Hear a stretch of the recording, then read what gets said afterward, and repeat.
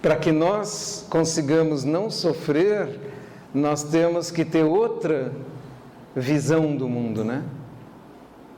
Porque é essa visão agarrada que cria o problema. Então não é o amor o problema mesmo, não é?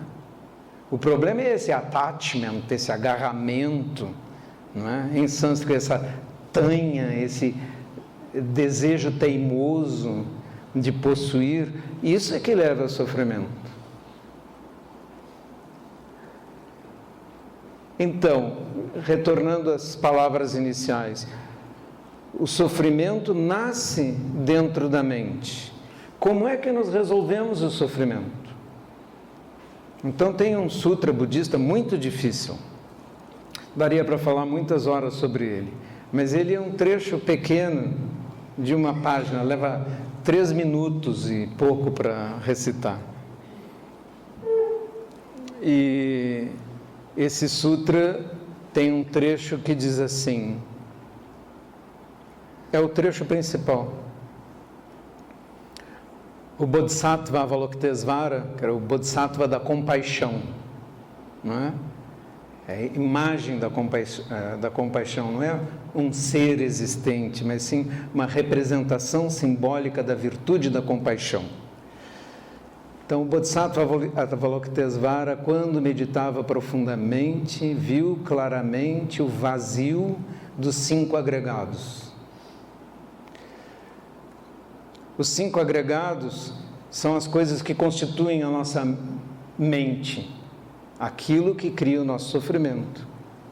Contato, sensação, percepção, formações mentais, consciência. Você tornou-se consciente, você é um ser consciente e você pensa, eu sou. Quando ele percebe o vazio disto, ele percebe que todas as coisas são vazias de um eu inerente. Voltamos ao tema do eu. Qualquer objeto que nós olhamos aqui, esse microfone é constituído de plástico, metal, chips, etc. Uma porção de coisas que eu mesmo não entendo bem como funcionam. E estas coisas, se eu as divido e espalho no chão, são só pedaços de material. Mas compostos, unidos e organizados de uma determinada forma, eles têm um funcionamento, uma forma, e nós os identificamos como microfone. Então, dizemos, este é um microfone, como se ele tivesse um eu. Há pessoas que têm objetos em casa que amam, não é? É como se os objetos tivessem um eu. Essa é minha louça, não é? Meu objeto de estimação, qualquer coisa. O problema é que a gente entende isso sobre o microfone, mas nós não entendemos isso sobre um homem. Um homem é um conjunto de células, alguns trilhões de células, uma programação genética, DNA, e está em funcionamento. E nós damos a ele um nome, Pedro. E quando nós perguntamos a ele, quem é você? Ele diz assim, eu sou Pedro. Mas eu posso dizer a ele que ele não é muito diferente do microfone. Ele é um conjunto de agregados em funcionamento. Quando se desagregam, cadê Pedro? Não tem Pedro. Então, por isso que nós dizemos no budismo, o microfone não tem um eu inerente.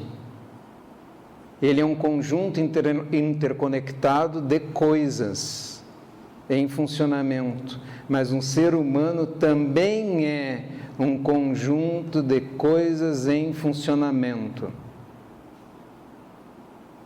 E, portanto, o microfone é vazio de um eu inerente, mas Pedro é vazio de um eu inerente. O Bodhisattva Avalokitesvara viu o vazio dos 5 agregados.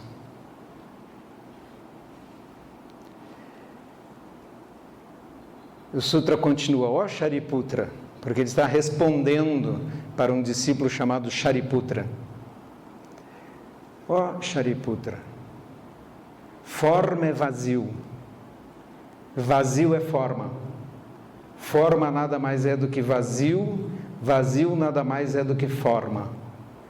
O que ele está dizendo é, você, conjunto de agregados, é vazio de um eu inerente e todas as coisas são assim.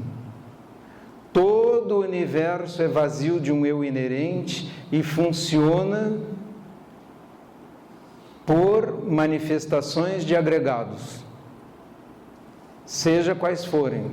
A grande terra, as árvores, os peixes, os homens, também são vazios de um eu inerente.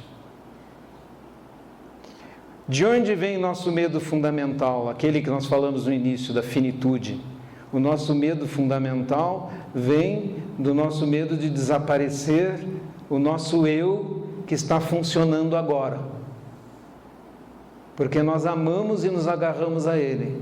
E toda a nossa informação, nosso funcionamento diz isto. Eu abro os olhos e vejo outros seres.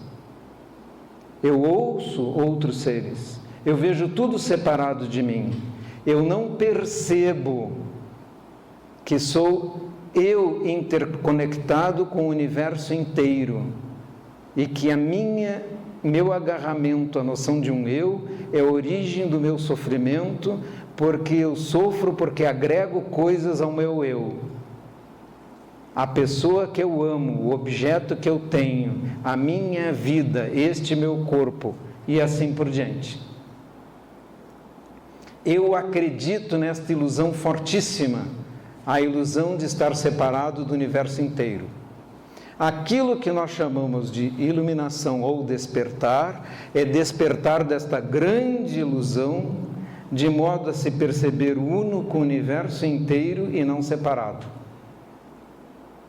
Se alguém chega a esse ponto, você não precisa dizer para ele, seja gentil ou compassivo com os outros seres, porque os outros seres e ele são um, e tudo que dói nos outros seres, dói nele.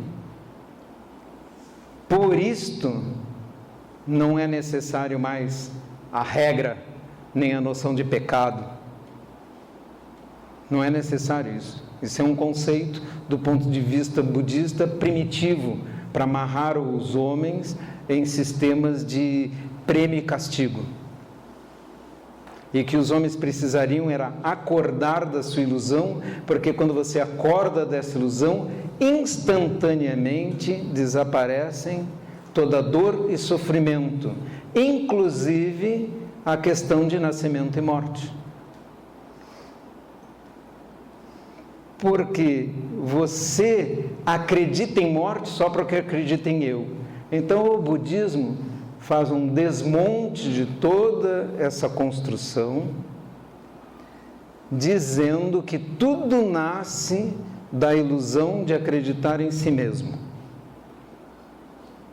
E que se você removesse essa ilusão, na verdade, não precisaria nem de deuses, nem de anjos, nem de salvadores, nem de profetas, nem coisa parecida. Aí alguém vai perguntar, mas por que o monge veste roupas de monge? Né? Porque o título de monge e as roupas de monge ajudam a fazer essa tarefa. Por que tem o título? Monge Gensho, Sensei Geisho, o professor vem aqui e vai ensinar. Aí todos vêm, realmente. Se a gente dissesse, vem um homem comum aí, calça jeans e camiseta, as pessoas não viriam. Então o budismo usa toda a estrutura religiosa para atingir um fim que na realidade é de destruição das crenças. Ninguém caiu da cadeira ainda, né? Tá bom. Esta é a essência do budismo. Desconstruir aquilo a que nós nos agarramos. sendo a coisa mais importante que nós agarramos essa noção. Mas não é verdade que nós estejamos dizendo que você tem que matar seu eu, não é isso. Você usa o eu para transitar no mundo. Como eu acabei de explicar, o que é monge Gensho? Monge Gensho é uma fantasia, um título. As roupas são uma fantasia de monge. Esses são meios hábeis para conseguir chegar até as pessoas. Então, na verdade, é como se estivéssemos em um baile à fantasia.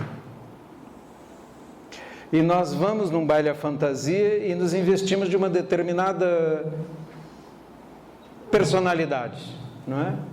Se você fosse a um baile à fantasia, usaria a fantasia de quê? Qualquer um. Lobo? Louco. Louco. Ok, usaria a fantasia de louco. Mas ele não é louco. Mas ele poria uma fantasia de louco, entraria no baile à fantasia, fantasiado de louco, com guirlandas, etc., né? Tocando sininhos, qualquer coisa. E quando ele saísse do baile à fantasia e fosse para casa e tirasse a fantasia, ele estaria ali pendurado no cabide onde a fantasia está? Não. Ele usou a fantasia de louco para ser admitido no baile à fantasia. Cada um de vocês usa seus nomes, personalidades, títulos, diplomas, etc., para participar de um baile à fantasia chamado Sociedade Brasileira. É isto. Mas vocês não são isto. Por isso, uma pergunta básica no budismo é perguntar quem você é. A pessoa responde: eu sou Pedro. Eu digo: não, esse é só um rótulo que sua mãe colocou em você quando nasceu. Eu perguntei quem você é, além do rótulo. O que está dentro da garrafa? Que não é o rótulo. Me diga, quem você é? Depois de 4, 5 perguntas, ninguém consegue responder mais. E a resposta final é sempre: